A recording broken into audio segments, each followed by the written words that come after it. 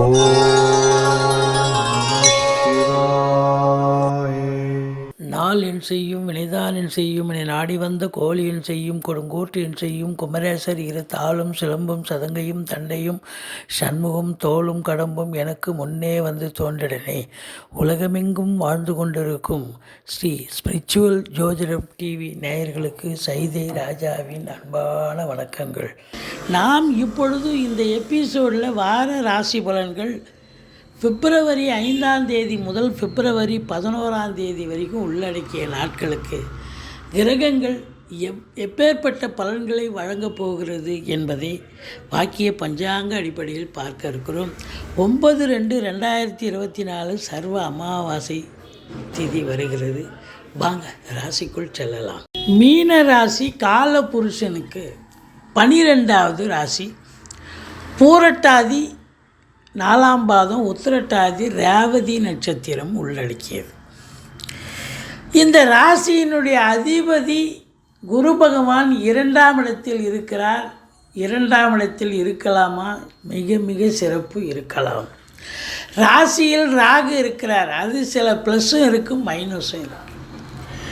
மற்றபடி உங்களுக்கு 2ஆம் இடத்து அதிபதி செவ்வாய் 11ஆம் இடத்தில் இருப்பது மாபெரும் சிறப்பு அப்படின்னு சொல்லலாம். 10ஆம் இடத்தை குரு பார்ப்பது இன்னும் சிறப்பு. குரு பார்வை கோடி நன்மை. மொத்தத்தில் இந்த மீன ராசிக்கு இந்த வாரம் எப்பேற்பட்ட பலன்களை கிரகங்கள் வழங்கப் போகிறது அப்படின்னு பார்த்தீங்கன்னா, 7ஆம் இடத்து அதிபதி புத பகவானும் 11ஆம் இடத்தில் தான் இருக்கிறார்.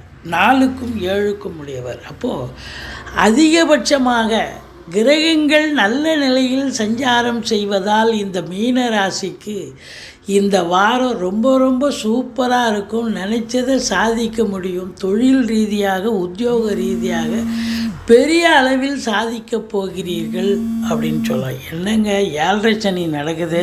நடந்தா என்ன, முதல் ரவுண்டு 19 வயசுக்குள்ளே இருக்கிறவங்களுக்கு தான் கொஞ்சம் படிக்கிற பிள்ளைங்களுக்கு மார்க்கு எதிர்பார்க்குற மார்க்கு வராது. உடம்புல ஒரு சோம்பேறித்தனம் இருக்கும். அதுதான்.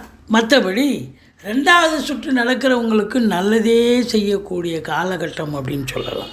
அதுலேயும் குறிப்பாக இப்போ ராகு இருக்குது ராசியில், பிரம்மாண்டத்தை கொடுப்பார். இந்த மீன ராசியில் பிறந்தவங்க இப்போ நவடேஸ் என்ன திங்கிங் ஏதாவது வந்ததுன்னா இதை செய்யணும் அதை செய்யணும், இன்னும் கொஞ்சம் பெருசாக வாங்கணும், இன்னும் இதை பண்ணணும் அதை பண்ணணும், அதாவது பெருசாக திங்க் பண்ணணும், பெருசாக செய்யணும்னு செய்யாமலே போட்டுருவீங்க. தாமதமாகும். அப்போ பிரம்மாண்டத்தை நோக்கி நீங்கள் போவீங்க, யதார்த்தத்தை நோக்கி போக மாட்டீங்க. அப்போ என்ன ஆகும்? யதார்த்தங்கிறது வேறு, பிரம்மாண்டங்கிறது வேறு. இது கிடைச்சா போதும், இதுதான் சாத்தியம், ப்ராக்டிக்கலாக இதுதான் செய்ய முடியும் அப்படின்னு உணர மாட்டீங்க. ஸோ அப்படி ஒரு வானளாவிய ஒரு நோக்கம் இருக்கும், வானளாவிய ஒரு எண்ணம் இருக்கும் உங்களுக்கு. அப்போ அது அந்த நேரத்தில் உங்களுக்கு ப்ராக்டிக்கலாக செய்ய வேண்டிய ஒரு காரியத்தையும் கொஞ்சம் யோசனையாக இருந்து செய்யாமல் விட்டுருவீங்க. அதுதான் மைனஸு. ப்ளஸ்ன்னு பார்க்கும்போது சில நேரத்தில் அதிரடியாக கூட செயல்படக்கூடிய ஒரு அமைப்பு ஏற்படும் பெரிய லெவலில். உங்களை பொறுத்தவரையிலையும் பார்த்தீங்கன்னு சொன்னால் 6ஆம் இடம் குரு பார்வையில் இருக்குது. எதிரிகளே கிடையாது. எதிரிகளை துவம்சம் பண்ணுவீங்க. அது மட்டும் இல்லை, கடன் சுமை இருந்தால் படிப்படியாக குறையும். கடனே இல்லைன்னா புதுசாக கடன் வாங்கிக்கிங்க. வீட்டு சுப செலவுக்கு உதவும். சொந்த தொழில் பண்ணுறவங்களுக்கு நம்பிக்கைக்கு பாத்திரமான பணியாளர்கள் கிடைப்பார்கள். இப்போ ராகு ராசியில் இருக்கிறதால 7ல் கேது இருக்க போகுது. ஸோ உங்களை பொறுத்தவரையிலையும் வெளிநாடு போகணும், உங்கள் ஜனனகால ஜாதகம் சொல்லுது வெளிநாடு போகணும் அப்படின்லாம் இந்த காலகட்டம் நீங்கள் தாராளமாக முயற்சி பண்ணலாம்.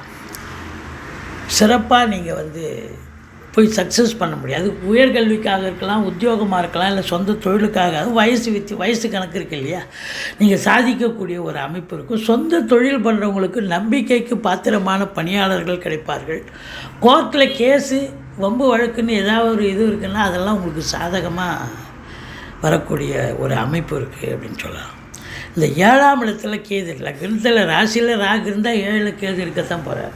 அப்போ 7ல் கேது இருக்குது அப்படின்னாக்கா உங்களை பொறுத்தவரையிலையும் பார்த்தீங்கன்னா நீங்கள் ரொம்ப ஸ்பீடாக இருப்பீங்க. உங்கள் வாழ்க்கை துணை அல்லது மனைவி அவங்க பார்த்தா எதிர்பார்ப்பு இல்லாமல் ரொம்ப தனிமை விரும்பி, ஏகாந்த விரும்பி அப்படின்னு அவங்க ஸ்லோவாக இருப்பாங்க.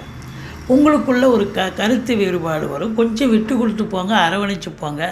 மற்றபடி 8ஆம் இடம் அதிர்ஷ்டம் உங்களுக்கு சிறப்பான ஒரு அமைப்பு. ஏதாவது சாதிக்கக்கூடிய ஒரு காலகட்டம். திடீர் அதிர்ஷ்ட வாய்ப்புகள் இப்போ தொழில் பண்ணிகிட்ருக்கீங்க, நிறைய கடன்கள் இருக்கும்.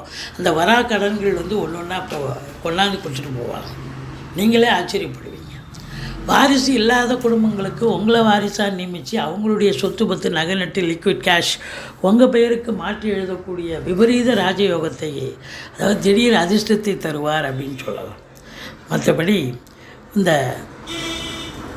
மறைமுகமான கல்வின்னு சொல்லுவாங்க, இவங்களுக்கெல்லாம் பார்த்திங்கன்னா, இல்லை ஆராய்ச்சி கல்வின்னு கூட சொல்லலாம். இந்த ஆராய்ச்சி கல்வி எம்எஸ்சி எம்ஃபில் இதெல்லாம் படிக்கிறவங்களுக்கு கூட உங்களுக்கு நல்லா படித்து நல்ல ஒரு சந்தோஷம் அதாவது வெற்றி பெறக்கூடிய ஒரு காலகட்டமாக இது அமையும் என்று சொல்லலாம்.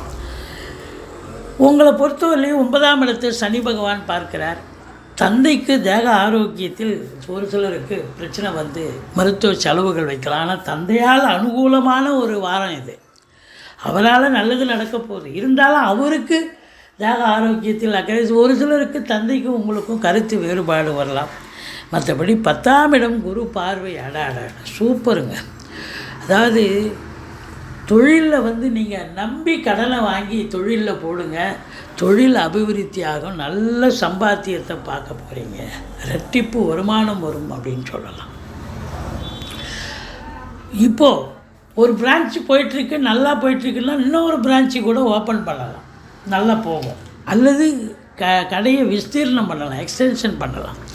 இப்படி தொழில் ரீதியாக சாதனை புரியக்கூடிய, சரித்திரம் படைக்கக்கூடிய காலகட்டம். உத்தியோகத்தில் இருக்கிறவங்க, அதில் குறிப்பாக இந்த கலைத்துறையில் இருக்கக்கூடிய அன்பர்களுக்கு ஒரு பொக்கிஷமான ஒரு காலகட்டம். அவங்களுக்கு நல்ல சீரியல் நல்லா பண்ணுறாங்க, படம் நல்லா பண்ணுறாங்க, பரிசும் பாராட்டுகளும் கிடைக்கக்கூடிய காலகட்டம். சூரியன் செவ்வாய் புதன் 11ஆம் இடத்தில் இருக்கிறார். இது ராஜகிரகங்கள், சூரியன் செவ்வாய். அப்போது காவல்துறை, தீயணைப்புத்துறை, மருத்துவத்துறை, இராணுவத்துறை, ஐஏஎஸ், ஐபிஎஸ், ஐஎஃப்எஸ் அதற்கு நிகரான பணியில் இருக்கும் அன்பர்கள் அத்துணை பேர்களுக்கும் இந்த வாரம் அற்புதமான ஒரு வாரம். சாதிக்கக்கூடிய ஒரு வாரம். நல்ல பேரு புகழ் அந்தஸ்து கிடைக்கும். ஒரு சிலருக்கு ப்ரமோஷன், இன்க்ரிமெண்ட்டு நல்லது நடக்கும். நிர்வாகத்தால் பாராட்டுகள், பணியாற்றுபவர்கள் பாராட்டுவார்கள். இப்படி அற்புதமான ஒரு காலகட்டம். அது மட்டும் இல்லைங்க, அசையா சொத்துக்கள் மூலம் நல்ல வருமானம் கிடைக்கும். தந்தையால் நல்லது நடக்கும். உடன் பிறந்தவர்களால் ஆதாயம் கிடைக்கும். மற்றபடி செலவினங்கள் ஏற்பட்டாலும் சுப செலவும் அசுப செலவும் சேர்ந்தே வரக்கூடிய ஒரு காலகட்டம். ஈஸ்வரனை வழிபாடு செய்யுங்கள். உங்களை பொறுத்தவரையிலையும் பிள்ளையாரை வழிபாடு பண்ணுங்கள். மிக மிக சிறப்பாக இருக்கும். இந்த மீன ராசிக்கு இந்த வாரம் அமக்கலமான ஒரு வாரம். சரித்திரம் படைக்கப் போகிறீர்கள், சாதனை புரியப் போகிறீர்கள். தொழிலில், உத்தியோகத்தில் ஒரு மகிழ்ச்சிகரமான ஒரு சூழல் நிலவ போகிறது.